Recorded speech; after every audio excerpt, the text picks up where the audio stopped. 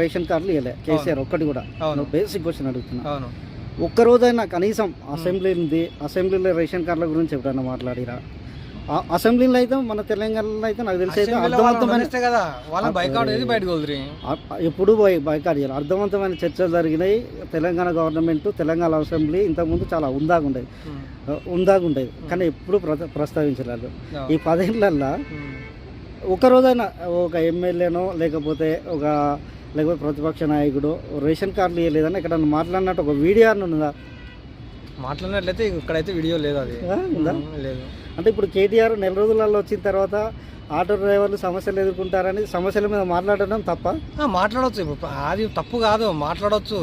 కానీ ఆయన మాట్లాడేది ఎట్లుంది, అధికారం పోయింది అనే విధంగా మాట్లాడింది. కానీ అతనికి ఇబ్బంది ఉందని మాట్లాడటం లేదా?